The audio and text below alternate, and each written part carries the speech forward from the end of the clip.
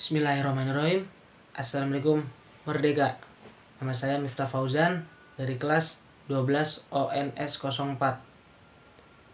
Di sini saya akan membahas tentang peran aktif bangsa Indonesia pada masa Perang Dingin. Namun saya akan menjelaskan pendahuluan terlebih dahulu tentang apa itu Perang Dingin. Perang Dingin pertama menimbulkan munculnya dua negara adidaya di mana blok barat dipegang oleh Amerika Serikat dengan paham liberalismenya, kemudian blok timur dikuasai oleh Uni Soviet dengan paham komunismenya.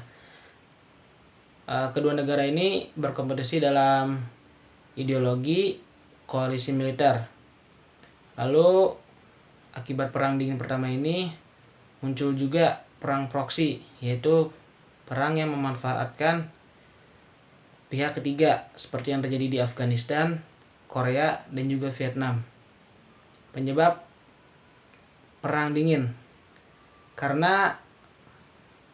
yang pertama karena Uni Soviet atau Stalin menolak untuk bergabung dalam PBB, keinginan untuk menguasai dunia, dan Uni Soviet yang ingin memperluas paham komunismenya.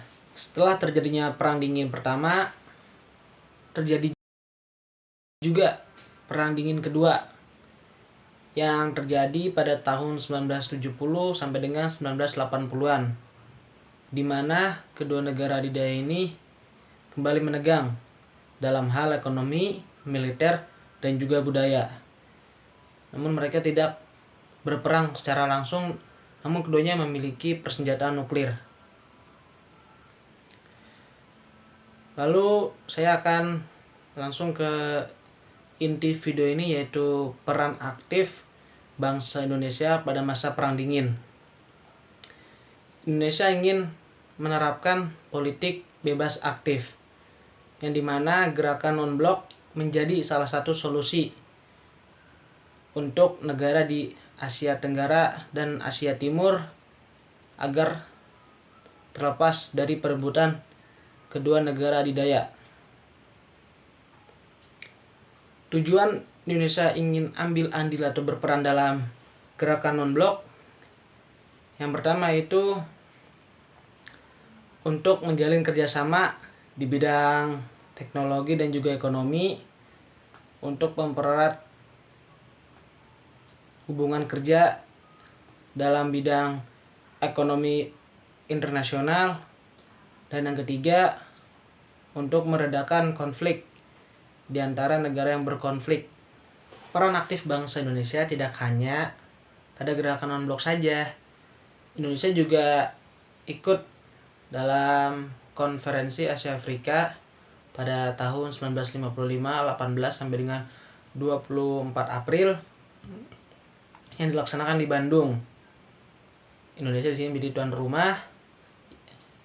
Konferensi Asia Afrika ini bertujuan untuk meningkatkan sikap pengertian dan kerjasama, lalu untuk menyelesaikan permasalahan yang muncul di bidang ekonomi, sosial, dan juga budaya, dan juga untuk memperluas peran bangsa atau negara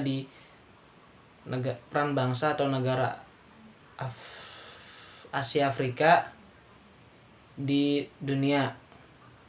Lalu kemudian Indonesia juga bergabung dalam suatu organisasi bersama dengan negara tetangganya dalam Asia Tenggara, yaitu organisasi yang disebut dengan ASEAN atau Association of Southeast Asian Nations, yang terbentuk pada 8 Agustus 1967, yang pada awalnya hanya 5 negara yang menandatangani pembentukan organisasi ini, kemudian sampai dengan hari ini menjadi 10 negara, bertambah 5 negara. Kemudian tujuan untuk dibentuknya organisasi ASEAN ini untuk menjaga perdamaian dan stabilitas keamanan di Asia Tenggara, untuk kerjasama di bidang ekonomi, sosial, dan budaya, dan untuk menjaga satu sama lain dari jajahan bangsa lain. Mungkin hanya itu yang bisa saya sampaikan dan saya terangkan mengenai peran aktif bangsa Indonesia di masa Perang Dingin. Akhir kata, terima kasih untuk kalian yang sudah menonton video ini. Jangan lupa like, subscribe.